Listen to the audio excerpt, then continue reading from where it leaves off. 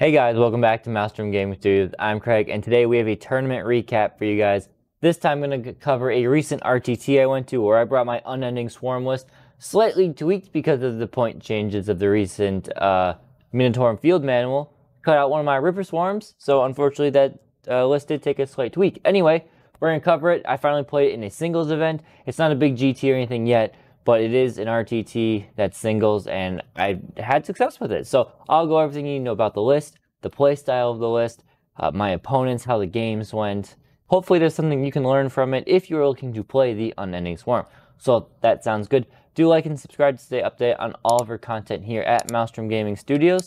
We cover a lot of Tyranid stuff specifically. Sometimes some other factions make their way into it, but it's whatever we're feeling like at the time. So, and thank you members, really, you guys help us out more than anything. With all that out of the way, let's dive into today's video.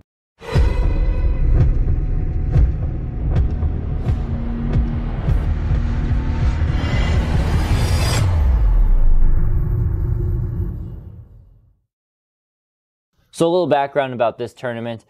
This tournament I went to is a 16-player RTT. The Saturday and Sunday following this video release there's a GT, the Icebreaker GT here in Minnesota. The Icebreaker GT is a huge GT that we are hosting here in Minnesota. I think they're hitting about 70 players this year, which is insane. I really wanted to bring my Unending Swarm out for a singles event. This was the one I wanted to do. Unfortunately, I have a conflict. Can't get out of it, so no GT for the Unending Swarm. Maybe we'll see something later, but for now it's just going to be RTTs. Anyway, keep that rambling short. People who are going to this RTT, a good chunk of them were preparing for Renegade or for Icebreaker GT. So there's some competitive lists here. It's pretty standard for our local meta, player, place, terrain. We had a good smattering of all sorts of factions at this little event. A lot of Custodies actually.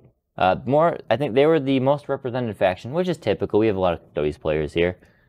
But yeah, so the list, in case you guys need a refresher, is my Unending Swarm list. I'm bringing a Flyrant, a Tervagon, and a Neurotyrant.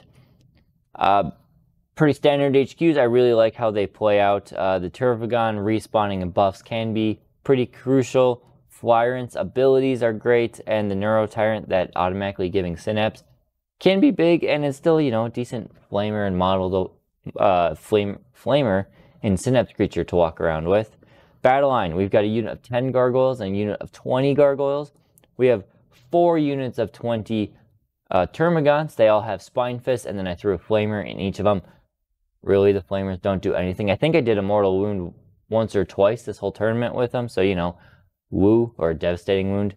And then a unit of 20 Hormagants.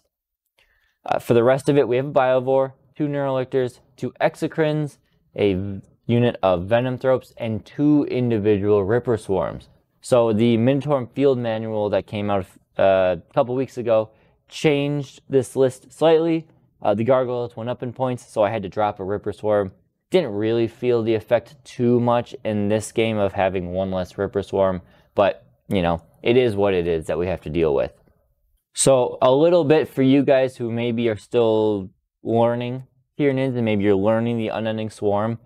My game plan for this list, there's a couple of iterations of Unending Swarm out there. I've had great success with this one. This is how I pretty much play it out. You got to utilize the 2 CP regen strat with Unending Swarm as much as possible. I'm talking you got to use it on turn 1 of your opponents potentially, maybe turn 2 depending on who goes first, and then turn 2, 3, 4, probably don't need it on turn 5. I try to position my models so that I am bringing back that big squad of gargoyles most of the time. Sometimes it gets hairy, and maybe on the last turn you don't want them, but most of the time the gargoyles are the best bet to bring back. I never spend other CP if possible, because I will, as you'll see later, I'll play fixed secondary, so I don't have that CP to spend normally. The free CP from Battle Tactics of the Tyrant is all you need. It requires some planning ahead, positioning the Tyrant properly. So the -1 to hit strat, the Teeming Masses, Swarming Masses for that good sustained and potential lethal combo, and the 6-inch auto advance. Those are all battle tactics. Really, that's all you need in this detachment outside of the 2 CP to bring back a unit. So use that Hive Tyrant free strat as much as possible. The goal is to control the primary early and as much as possible. If you want to flood 2 to 3 of the objectives, it depends on how you really go about it, but you want to flood them as much as possible. Take that early lead, block your opponent in with your gargoyles, so you are allowing your opponent to get as few points as possible for rounds 1, 2, and 3, and hopefully, you know, your swarm survives long enough to the point where you're pretty much getting all of your points, and your opponent, while in turn 4 and 5 might catch up, it's not enough. Speaking of scoring points, fixed secondaries are important. Most missions, cleanse and deploy is the one to go with. Sometimes there are some missions you'll see in this that maybe cleanse and deploy aren't the best options. Deploy almost always is, but sometimes there's things happen with the primary mission that causes Unending Swarm some issues. Behind enemy lines and engage are also decent ones because you've got the Spore Mines and the Rippers and the Gargoyles, all ways to get behind enemy lines, again, depending on your matchup and stuff. This list, while it's nice to maybe once or twice a game to unleash a very potent salvo of shooting from the Spine Fist, giving them sustain and lethal all at the same time, this list is really about moving and moving only. Yes, your exocrines or shooting are important, but again, it's about movement. You have your command phase where you respawn Termagants. That is sort of a movement phase because you get to essentially ever so slightly shift a unit forward a bit with your respawn Gaunts. Then you have your movement phase. You have your shooting phase where the Gargoyles will get to move another 6 inches, which can make all the difference sometimes. You have your charge phase, which is moving models in, and then the fight phase, which is consolidating and piling models in, movement there. You have your opponent's movement phase because the Termagants have that reaction move. If they come within 9 inches, you move D6 inches. And then finally, you have your opponent's shooting phase, which is the surge move, which is very important to try and tie up your opponent in melee, potentially, again, depending on the opponent, tying them up so you can get into melee and then can't get shot, because when Gaunts are tagged in melee, they cannot get shot anymore. And sometimes the units you're tagging they don't really want to be in melee with them. And if they do, well, it's all part of the game. Losing Gaunts in melee is typically better than losing them in shooting. So it's really just fine-tuned skills of moving bugs everywhere you can and minimizing casualties, maximizing scoring, pretty much, which I guess you could say for everything. But yeah, so that's general overview of how the list works. How did my games go? So first off, game 1 was against Space Wolves, and this was a fun list. It was a very classic Space Wolves. They were using the Space Wolf specific detachment, so I know not the most competitive one, but still, he had a little bit of everything. The Storm Raven carrying Murder Fang, which is nasty, Blade Guard, Wolf Guard Terminators, Thunder Wolf Cavalry, you name it, Land Raider. It was a cool list. I haven't played one quite like that in a while, so that was nice to go up against. The primary mission was one that involved removing the center objective. This is where I can say deploy Teleport Homer sometimes isn't the best, but with player place terrain, you can typically make it work. So we just had the 2 outside objectives to play with, and that really was in favor of my swarm because it's a lot easier to keep your opponent off of the 2 outside objectives, and then your opponent's only scoring the 2 primary points for the first couple turns. So that allowed me to take a significant lead in this game and not really allow him to come back. Unending Swarm does love going first, and I was able to put the Gargoyles in a big line, blocking him in his deployment zone a lot. So really, he didn't get to leave his deployment zone until turn 3, really, a little bit turn 2. But yeah, it's tough for him. He got his way through all the Gaunts pretty much, cracked things open, started killing the Tyrant when he went into melee, killing whatever came his way. But at the point there, it was just not enough.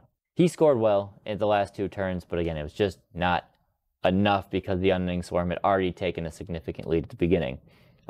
So, great game to him. It was fun. It was just, it was, oh, and one more thing. Shadow in the Warp, I think, was like a 90% success rate on this one. So that was pretty fun, and it really helped make things good, too. Game 2 versus Dark Eldar. This was a nail biter. Unfortunately, did not go in the favor of the bugs, so this was my loss. 55-58, a close one. This also involved objectives disappearing, but in a different way. So his list was Darkland spam, the original Dark Elder detachment, and my god, those Dark Lances, they just were, they were hitting like sniper rifles. He rolled so hot. I mean, he two-shot, turn 2 was brutal. He two-shotted both of my Exocrines with Dark Lances, so it only took 2. He rolled 5-ups on both of them. They do d6 plus 2 damage, so he just obliterated those guys. I struggled keeping up with the Dark Eldar firepower. They have a lot of, I mean, they're one of the perfect armies against going against this list. They have a high volume of the Dark Lances that can deal with the few big bugs I have, but at the same time, they have a lot of little firepower or anti-horde firepower that can easily clean out the little guys. The durability is their main issue, and I was able to chunk my way through a lot of the models. It just wasn't enough, so I was really struggling to stay into it. He pretty much tabled me by turn 4 of this game. Like I have here, turn 2, both Exocrines were dead, the Tyrant was dead, the Turfagon was dead. It was pretty much just my Neurolictors and my Gaunts just doing whatever they could to stall. I made a crucial mistake in this game that probably cost me the game. What happened is this was the mission where you have an Alpha and Omega objective. The Alpha one leaves, and then the Omega one stays. I got which objectives left. I'm not blaming it, but my brain spaced, and I thought one objective was staying and the other one was leaving, and I flooded my Gaunts to take an objective, and then it was gone. It disappeared. So because of that, I was not in position to do the final turn as well, and I missed out on primary points. I missed out on a crucial 8 primary points, and I missed out on 2 points of cleanse. That's what it was. So that probably cost me the game. This is the first time I played that mission with Unending Swarm, so it's great to learn it, and for the future, I'll know what to do better. So good game still, all in all. I just goes back to Dark Eldar being one of the armies I hate to play against the Tyranids. They just seem to always have my number all the way back since 5th edition. So that was Dark Eldar, game 2. And game 3 was against the AdMech. Now, this was definitely the most fun game. It was, again, another nail biter, an 88-85 win. This is not your typical Skitarii Hunter cohort list. This was one of the Mechanicus more flavored ones. I can't remember the name of it. I play AdMech somewhat, but the one where they select an objective every turn and they get bonuses, whether they're on the objective or targeting things on that objective. Anyway, we both knew going into the list that it might have been an uphill battle for the AdMech. However, we did not take into account just how damn good these battle bots with flamers are against an Unending Swarm list. So the Cataphrons was kind of scary, the Dragoons kind of scary. I mean, the Skitarii and the boats and all, they did okay. They really, with the amount of -1 bubbles I can spit out with my army, it really did make it hard for a majority of his units to do significant damage to me. But these battle bots, the Castellans with flamers, holy crap. So if you don't know, you can program these robots. They have their program for melee, for durability, and for shooting. If you program them for shooting, they each get 2 extra shots in their flamers. So this squad of 4 was getting 4d6 plus 8 heavy flamer shots. And then he had another gun on top of it because he went fist, gun, and flamer. I think it was just about every turn. As much as I tried to avoid these things, almost every turn they shot, they deleted 20 guns just instantly with the flamers alone. Had he been playing a little bit, trying to optimize his shooting, he probably could have split fire.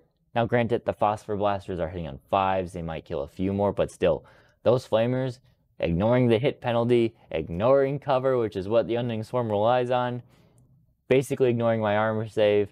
Yeah, it was bad. Just gone. So we tried, and we did well in this list. It was just a nail biter. That's pretty much all I can say. It was a great game. It was a nail biter. My Hive Tyrant basically soloed 6 Dragoons for a good chunk of the game, only to kill one of the last ones, run away to try and go secure an objective and deny him some points to get overwatched by the Flamer guys. So yeah, those things carried hard. They really did a lot of work. But typically I'd say AdMech don't go into Tyranids too well. If they have these Flamers, it's kind of it's a bit of a nightmare. This was the one where it was a burning objective one, so I believe that's Scorched Earth. Neither of us burned either objective. I denied it for him both times. I didn't really have an opportunity to do it. I tried desperately to get to his home objective and burn it, but I just couldn't. He kept tying me up. He made like a 10-inch charge with his transport to just tie my dudes up, so that slowed me down. He's a great player, so he played really well. It was a nail biter of a game, and I had a blast playing it. So that came down 88-85. In conclusion, Tyranids walked away with 4th place in that tournament. Few points away. Had I got to that burn objective, I would have ended up with a 3rd place. But nonetheless, it was a great game. Got to try this list against other armies, because previously this list, if you guys haven't been following, I took this to a 5-round team tournament and we went undefeated in that list, or in that event. This was good to try against a different set of opponents. Not necessarily sort of picking and choosing my matchup, even though in that one I didn't pick any of my matchups. I was the last one for all of them, which was fine.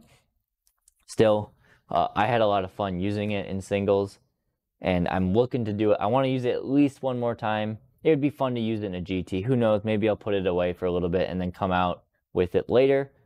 But that's just kind of how I'm feeling. I'm loving it. I think it's one of the most competitive ways to play Tyranids these days. It is really tiring to play this list. I mean, it is just move bugs, die, respawn bugs, repeat over and over and over and over again.